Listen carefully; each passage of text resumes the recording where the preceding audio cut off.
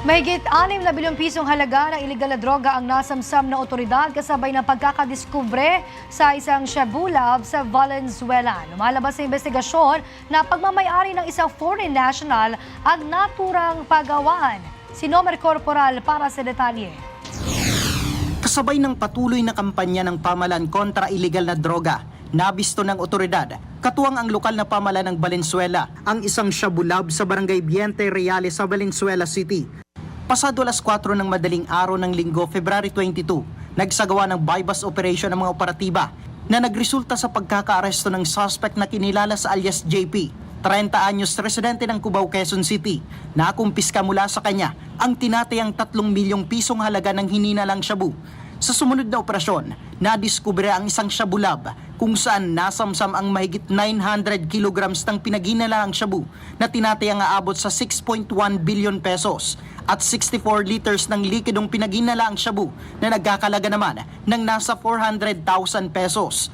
Na-recover din ang iba't ibang kagamitan sa paggawa ng illegal na droga. Ayon kay PDEA Director General Yusek Isagani Neres, lumalabas sa investigasyon na pagmamayari ng isang foreign national ang naturang lab at konektado ito sa isang malaking drug syndicate. Nauna na rin umanong nasalakay ang kanilang shabu lab sa Rizal noong nakaraang Disyembre.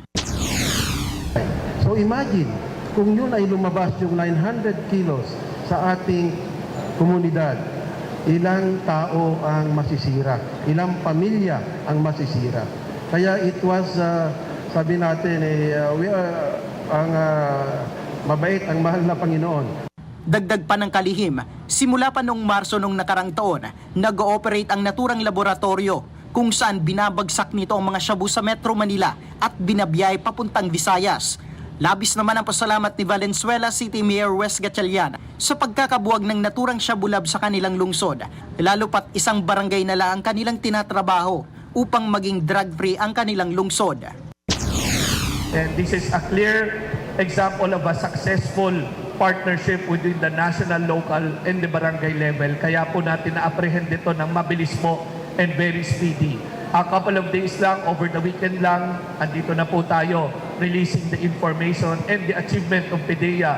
And of course, sa butihing Pangulo natin, Pangulong Bongbong Marcos, who's been supporting the endeavors of everyone here in eradicating po the presence of drugs and illegal substances na kumakalat po on a city, on a barangay level. Maraming salamat po. Kaugnay niyan, nagpasa ng ordinansa ang lungsod, lalo na para sa mga may-ari ng warehouse, na siguraduhin kumpleto ang mga dokumento ng mga upa sa kanila upang maiwasan ang ganitong insidente. Samantala, nakatakdang sirain ng PDEA ang lahat ng mga nakumpiskang illegal na droga at mga drug paraphernalia sa darating na Marso. Para sa totoong balita sa Bagong Pilipinas, Nomer Corporal, Congress News.